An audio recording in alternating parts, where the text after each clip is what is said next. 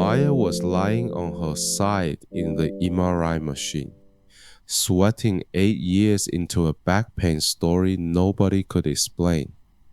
The technician's voice came through the speaker and asked her to hold still. She tried, she couldn't. Her body kept flinching every few seconds. Not from pain exactly, from the anticipation of pain. And then her 7-year-old daughter Sienna, who they let stand at the head of the ball for 2 minutes, reached in, took her mom's hand, and squeezed once. Maya's whole body settled. The technician finished the scan in 4 minutes. The radiologist later told her the images were the cleanest he'd ever taken on a chronic pain patient her age. What changed in those 4 minutes wasn't the machine. It wasn't the medication, it wasn't the diagnosis. It was a small hand wrapped around a bigger hand. And the science of why that works, the brain coupling, the C-tactile fibers, the oxytocin cascade, is one of the most underprescribed treatments in modern medicine. Welcome to the Wellness Bridge. I'm Gary Chen, physiotherapist and founder of GC Integrative Physiotherapy and Wellness on the Gold Coast. Today, we're crossing the bridge between Western neuroscience and Eastern healing touch, and we're using one mother story to do it. This is about why being held by a hand, by a community, by a person who loves you, measurably reduces pain, not as metaphor, as mechanism. Maya is 41.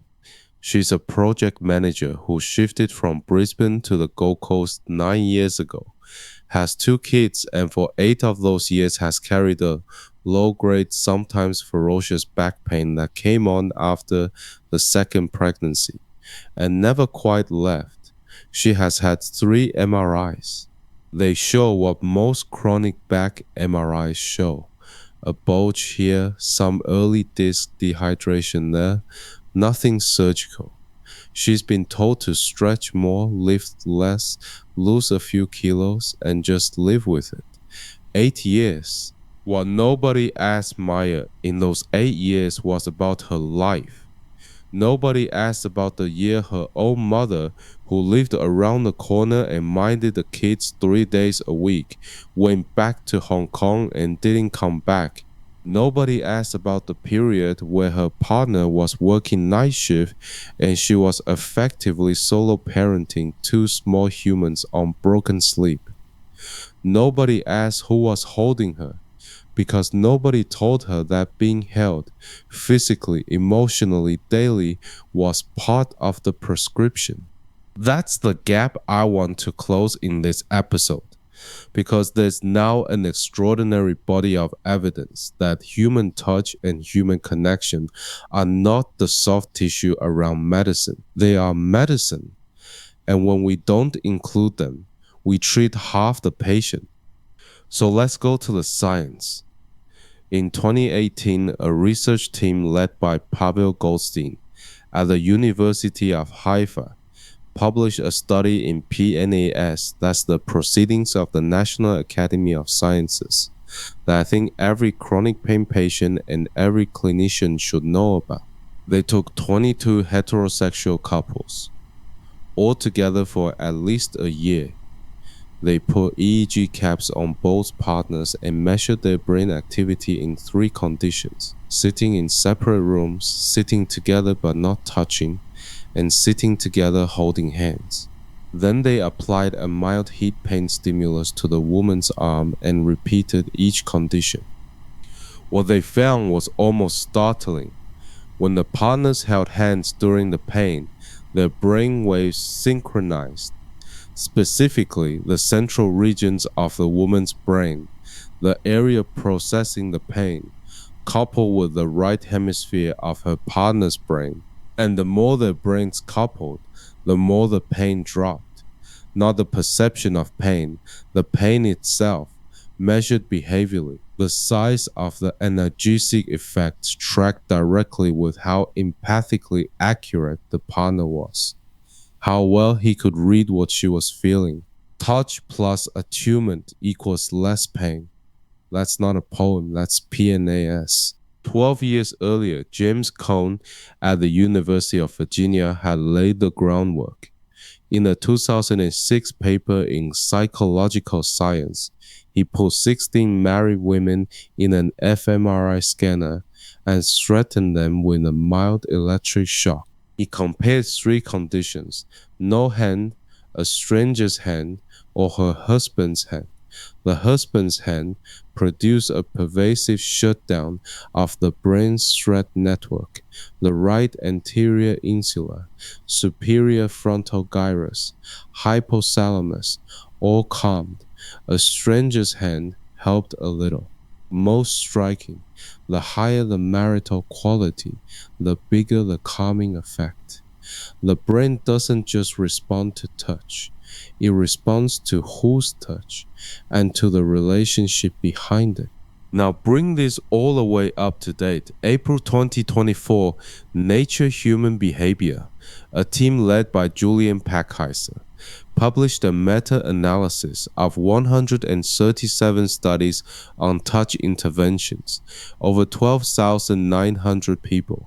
The headline number for adults, a medium-sized overall effect on health, Hedges G of 0.52, for pain specifically 0.69. That is a substantial clinically meaningful reduction in pain across thousands of people just from being touched. Clinical populations benefited more than healthy ones. Women benefited more than men. And this is the bit that surprised even the researchers. Head touch, like a hand on the face or scalp, was more effective than touch on the arm or torso. The body is asking us with statistical clarity to be touched.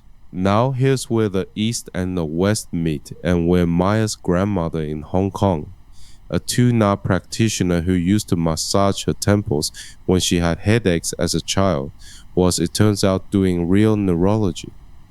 Underneath the skin in our hairy regions, our forearms, our backs, our scalps, runs a class of nerve fibers called C-tactile afferents. Francis McGlone and Suzanne Lucan's labs identified them properly in the early 2000s. They're unmyelinated, which means slow. They don't carry pressure or vibration like the regular touch fibers do. They have one job: to sense gentle, slow stroking, about 3 centimeters per second at skin temperature. And they bypass the normal sensory pathway entirely. They go straight to the dorsal posterior insula, the medial prefrontal cortex, the anterior cingulate. Then they trigger oxytocin release, which is analgesic and anti-inflammatory in its own right. 3 centimeters per second. That's the speed a grandmother strokes a grandchild's forehead. That's the speed of Qigong Tuina on the chest. That's the speed of a partner running their hand down your arm when you've had a hard day. Eastern healing traditions. Qigong Tuina, therapeutic touch, the calm hand of an elder, have been working with this exact frequency for 2,000 years. In 2007, a systematic review in the Journal of Pain by Lee, Pitler, and Ernst looked at 5 randomized controlled trials of external Qigong for chronic pain. All 5 showed a significant pain benefit over control. The authors called the evidence encouraging but not yet convincing, the careful language scientists use when something works but they want bigger trials. The mechanism is no longer mysterious. The C-tactile pathway, the insula, the oxytocin cascade, these are not biofields. They are biology, and the East got there first. What I want you to hear is that the Eastern world's reverence for touch and the Western world's discovery of brain coupling are not competing stories.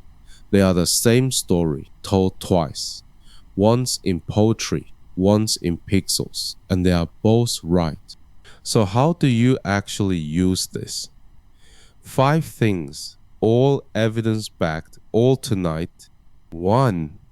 If you have a medical procedure coming up, A scan, an injection, a dental visit, a difficult conversation with a specialist. Bring someone you love and ask them to hold your hand, not for comfort, for analgesia.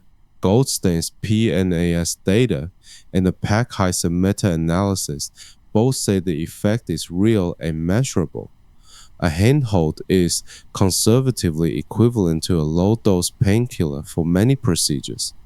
2. 5 minutes a day of slow stroking. Yourself, your partner, your child, your dog. 3 centimeters per second, the pace of slow. On the forearm, on the back of the neck, on the scalp. This activates the C-tactile fibers directly, lifts oxytocin, and over weeks measurably calms a sensitized nervous system. If you live alone, self-stroking on your own forearm and scalp activates the same pathway. Not as strongly, but it works. 3. Audit your daily human contact. Julian Holt-Lundstad's 2010 PLOS Medicine meta-analysis of 300,000 people found that strong social connection was associated with a 50% lower risk of dying over the follow-up period. Her 2015 follow-up in Perspectives on Psychological Science put the mortality risk of chronic loneliness on par with grade 2 and grade 3 obesity. Connection is a vital sign. 1 genuine embodied human contact per day is the floor, not the ceiling. 4. Watch the language you use about your own body. In 2022, Yoni Ashar and his team at Boulder published a randomized trial in JAMA Psychiatry on pain reprocessing therapy, a treatment that helps chronic pain patients reframe pain as a brain prediction rather than tissue damage. 66% of the treatment group were pain-free or nearly pain-free at 4 weeks, compared with 20% on placebo and 10% on usual care. The benefits held at 5-year follow-up. Words like degeneration and wear and tear sensitize the system. Words like sensitized but reversible calm it. 5. Choose your clinician for warmth. Amanda Hall and colleagues at Sydney University in 2010 reviewed 13 studies in physical rehabilitation and found that the strength of the therapist-patient working alliance was positively associated with adherence, mood, satisfaction, and physical function, especially in chronic low back pain. The relationship with your physio, your doctor, your osteopath is a treatment variable. If your clinician makes you feel small, find one who makes you feel held. Your nervous system is paying attention. Maya, 6 months later, has not had a miracle. She still has a back. She still has the same MRI findings. But her pain dropped from a daily 7 out of 10 to a manageable 2. And on most days she forgets to rate it. What changed wasn't a new injection or a new scan. What changed was her family went back to touching each other on purpose. Her partner started a 5-minute back rub before bed. Her daughter Sienna, who learned in the MRI that her hand had power, became Maya's hand holder-in-chief at appointments. Maya's mother, on a video call from Hong Kong, taught her granddaughter the same temple massage she used to do for Maya as a child. A 3-generation chain of touch, reaching across an ocean, doing measurable neurology. If there is one thing I want you to take from this episode, it is this. Pain that has lived in your body for years was never just in your tissues. It was in your nervous system, in your beliefs, in the quality of your social field, and the most under-prescribed medicine in the entire wellness industry is the one your grandmother already knew about. Hold a hand, be held. Let the people who love you put their skin near your skin. The brain coupling is real. The oxytocin is real. The healing is real.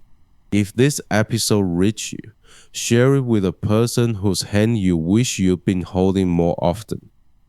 Save it, send it to your physio, send it to your mother. Subscribe wherever you get your podcasts so the Wellness Bridge keeps showing up in your week.